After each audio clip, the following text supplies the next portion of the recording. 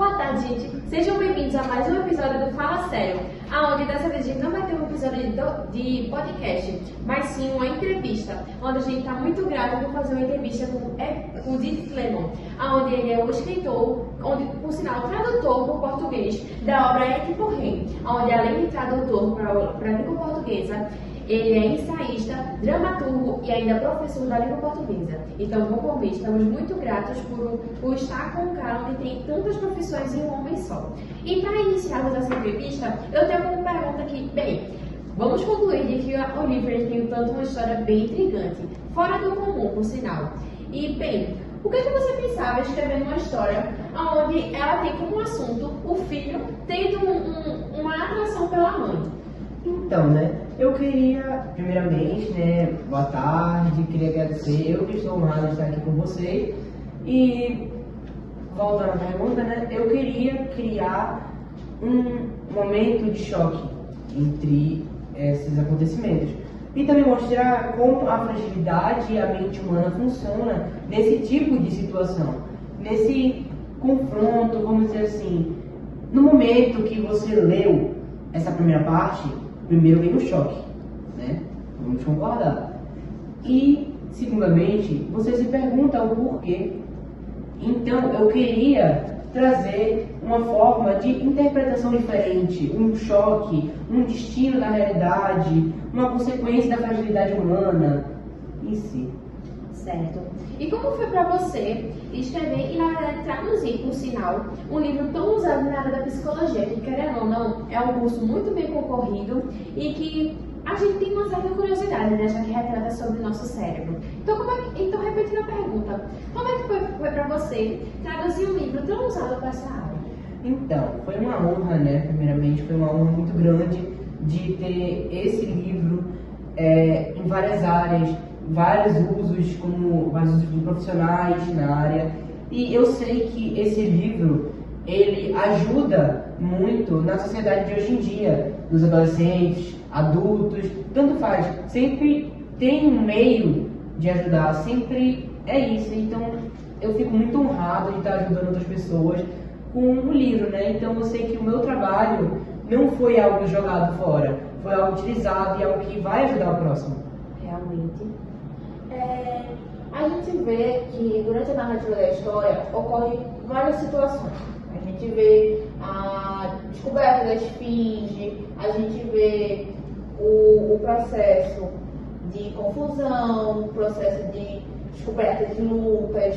E lá pro final do desfecho do livro, a gente vê o personagem principal não aguentando e arrancando os seus próprios olhos. É uma cena que, como você disse, dá um choque de verdade, porque ver o personagem que ele não suporta a situação de ter se apaixonado pela sua própria mãe, não ter conseguido sair do seu próprio destino a ponto de arrancar os próprios olhos, é uma situação muito forte.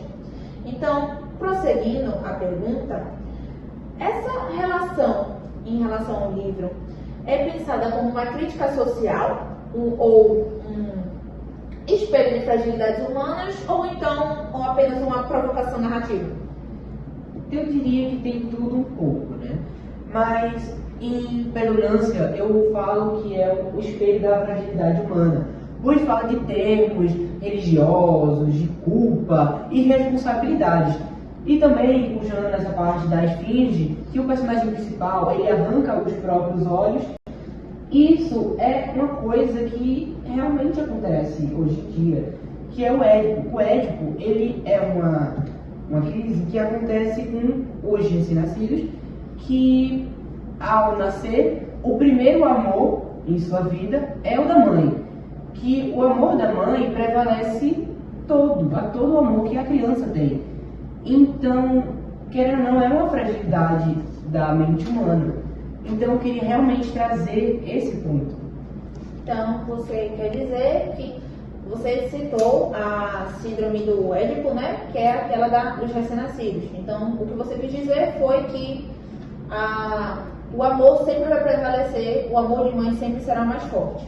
Tanto que eu creio que o amor de mãe, amor pelos pais em si, é um amor incondicional. pelos filhos. Porque vai ser sempre uma coisa que vai sair do ser humano, né? Já que a família, a gente vê que não tem, claro, tem famílias que não têm esse apoio, mas muitas famílias em si tentam ajudar, dar de tudo para seus filhos, e os filhos sentem esse amor dos pais. Mas prosseguindo sobre o livro, o personagem para você, quando você foi criar o personagem, ele era para ser uma crítica social ou apenas um retrato individual? Eu diria que era um retrato também e também uma crítica social. Porque, querendo ou não, eu queria trazer esse momento de choque, né? Um momento de questionamento, um momento que perguntar o porquê disso acontece no livro. Por que apaixonar pela própria mãe? Um momento que você tenta pensar outras formas possíveis, tentar achar outros meios racionais de aquilo estar acontecendo, né? E, além de tratar de termos de responsabilidade, também tratamos o destino, né? Que, com isso, eu diria que o personagem, sim, é um reflexo pessoal do autor e um pouco de críticas sociais também. Bom, e assim, outra pergunta, né? Que eu fiquei pensando muito depois de analisar o livro e tal, foi tipo, na sua opinião, você acha que Édipo tem a culpa pelo seu destino ou foi apenas vítima disso tudo? Na minha opinião, Édipo, ele foi mais vítima de tudo, né? Porque desde o seu nascimento, Édipo já tinha o seu destino marcado, já tinha suas trajetórias totalmente escritas, né? E também outra, para incrementar nisso aí, uma pergunta assim, tipo, de autor, mas também como não simplesmente autor, mas também como leitor. Se você pudesse mudar uma escolha do Édipo, qual você poderia mudar e por quê? Então, eu mudaria aquele momento que ele mata o próprio pai na estrada, né? Que ali foi um momento muito impulsivo, que a raiva prevaleceu muito.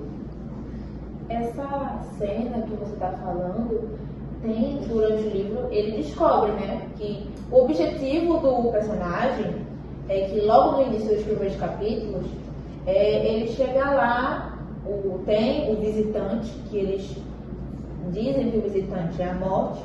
A gente vê que tem um monstro, que dizem ser a Esfinge, só que não se tem mais o rei, que é o Laio.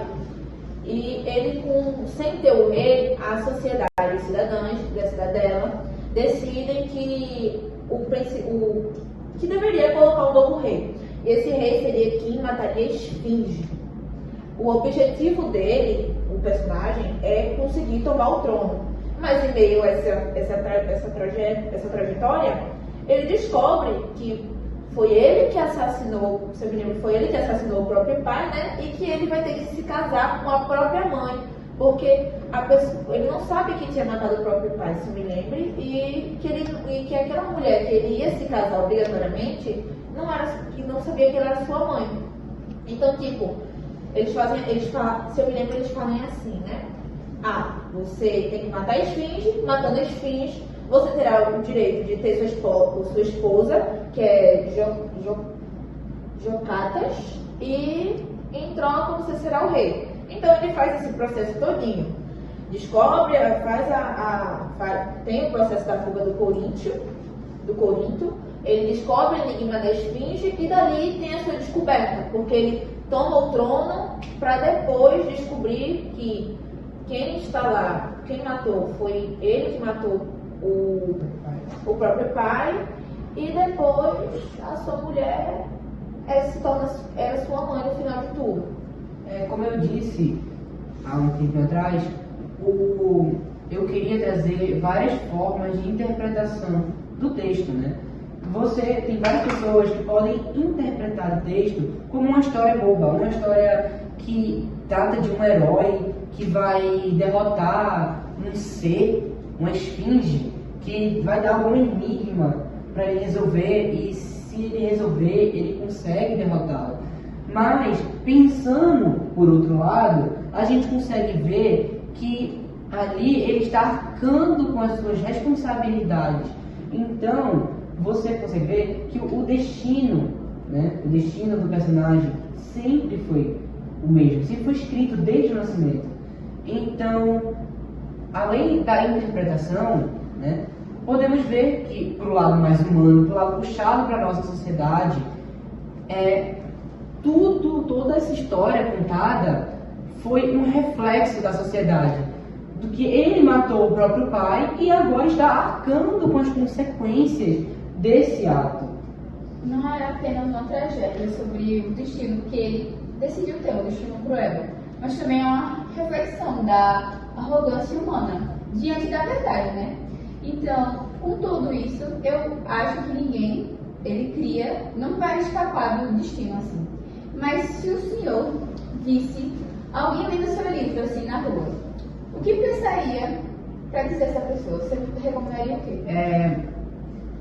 Antes, né, eu falaria que não julgue, primeiramente, o livro por tais escritas, tais palavras, mas uma coisa assim que eu diria que é muito forte e que me pegou muito, e eu acho que muitos leitores também, foi que ninguém escapa do destino, né? Realmente. Então, mais alguém tem mais alguma pergunta para ele?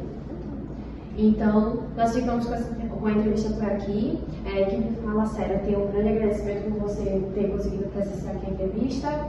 E nós ficamos por aqui no final. Espero que vocês tenham gostado. E esperamos para mais uma próxima entrevista ou mais um episódio de podcast. E até mais. Ai, velho!